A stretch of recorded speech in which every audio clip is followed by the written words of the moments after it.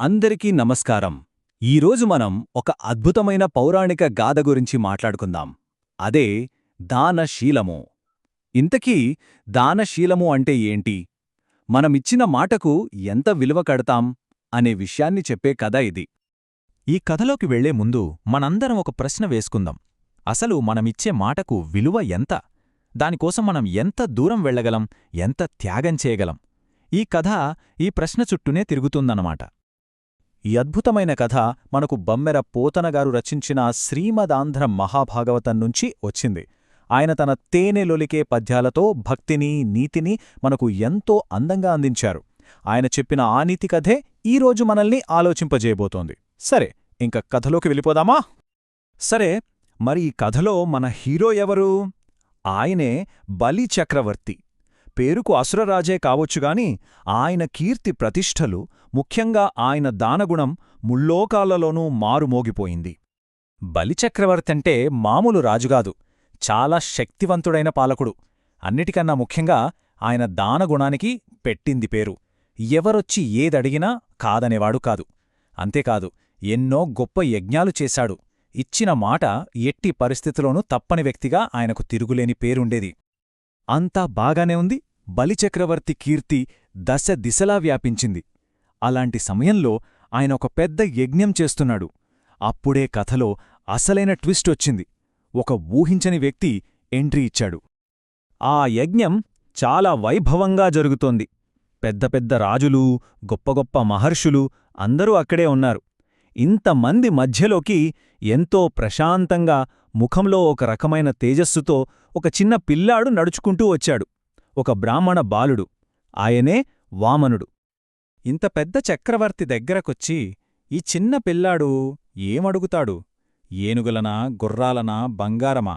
ఏమీ కాదు. అతని కోరిక చాలా చిన్నది. కేవలం ఈ ఒక్క సంఖ్య 3.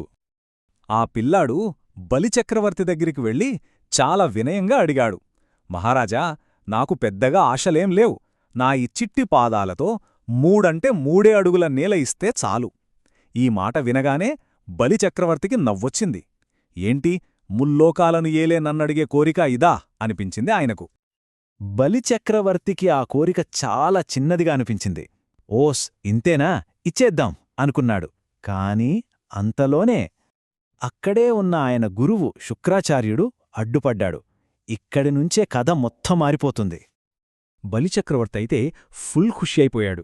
అబ్బా, ఎంత అదృష్టం నాది! అందరికీ ఇచ్చేవాడే నా దగ్గరికి చేయిచాచి వచ్చాడు. ఇలాంటి అవకాశం మళ్ళీ వస్తుందా? అడిగింది ఇవ్వకుండా ఉంటానా? ఖచ్చితంగా ఇస్తాను అని ఎంతో సంతోషపడిపోయాడు. కాని వాళ్ల గురువు శుక్రాచార్యుడికి మాత్రం ఏదో తేడా కొట్టింది. ఆయన తన జ్ఞానదృష్టితో చూశాడు. వచ్చినవాడు చూడ్డానికి చిన్నపిల్లాడిలా ఉన్నా అతను మామూలుడు కాదని అర్థమైపోయింది. దీని వెనుక ఏదో పెద్ద ప్లానుందని పసిగట్టేశాడు.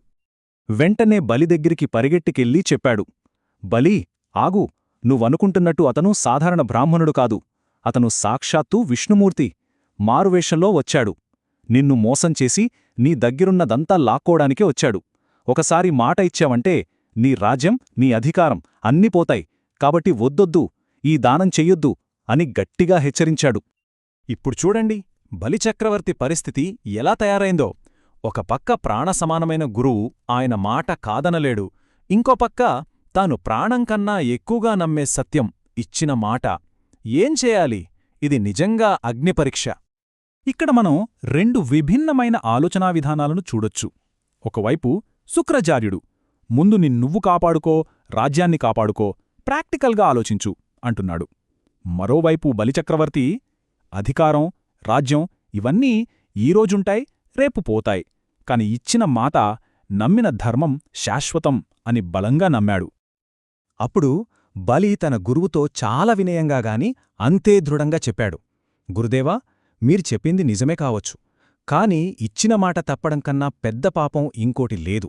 ఒకసారి మాట ఇచ్చానంటే ఇక వెనక్కి తగ్గే ప్రసక్తే లేదు. నా సర్వస్వం పోయినా పర్లేదు. వచ్చినవాడు ఎవరైనా కాని అడిగాడు, నేనిస్తాను, అంతే. బలిచక్రవర్తి ఇక నిర్ణయం తీసేసుకున్నాడు. గురువు ఎంత చెప్పినా వినకుండా దానం ఇవ్వటానికి ముందుకొచ్చాడు. ఇక్కడి నుండి అసలు కథ, క్లైమాక్స్ మొదలవుతోంది. ఊహకందని అద్భుతం జరగబోతోంది. బలి తన చేతిలో నీళ్లు పట్టుకొని దానమిస్తున్న క్షణంలో అద్భుతం జరిగిపోయింది. ఆ చిన్నగా ముద్దుగా ఉన్న వామనుడి రూపం ఒక్కసారిగా పెరగడం మొదలైంది. ఆకాశం, భూమి, పాతాళం అన్నీ కలిసిపోయేలా బ్రహ్మాండమంతా పెరిగిపోయాడు. అదే త్రివిక్రమ రూపం. ఆ విశ్వరూపంతో ఆయన ఒక్క అడుగుతో మొత్తం భూమినంతా కొలిచేశాడు. రెండవ అడుగుతో ఆకాశం, స్వర్గలోకాలు అన్నిటినీ కవర్ చేసేశాడు. ఇప్పుడు బలిచక్రవర్తి ముందు నిలబడి గంభీరంగా అడిగాడు, రాజా, 3 అడుగుల నేల ఇస్తానన్నావ్, రెండిటితోనే లోకాలన్నీ అయిపోయాయి.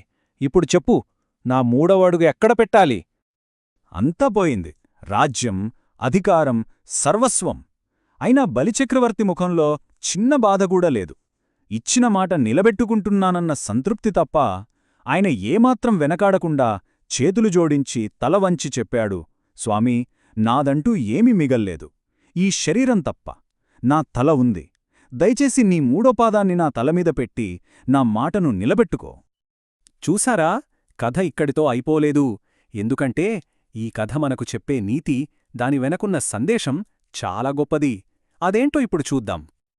అసలు మనం మొదట్లో అనుకున్న దానశీలము అంటే ఏంటి? కేవలం దానం చేయడమేనా? కాదు. ఈ కథ ప్రకారం దానశీలము అంటే వ్యక్తిగతంగా ఎంత నష్టపోయినా సరే, ప్రాణం పోతున్నా సరే, ఇచ్చిన మాటకు కట్టుబడి ఉండటం. అదే అసలైన దానగుణం.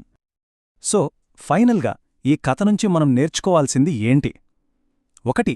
మనం ఇచ్చే మాటకు చాలా పవర్ ఉంటుంది, అంతే బాధ్యత కూడా ఉంటుంది. 2. నిజమైన గొప్పతనం ఆస్తుల్లోనో అధికారంలోనో లేదు, మాట నిలబెట్టుకోవడంలో ఉంది.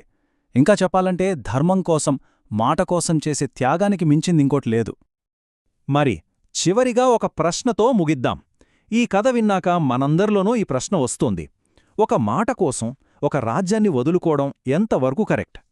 ఏ సందర్భంలో మనం ఇచ్చే మాటకు మన సర్వస్వం కన్నా ఎక్కువ విలువ ఉంటుంది? దీని గురించి కాస్త ఆలోచించండి.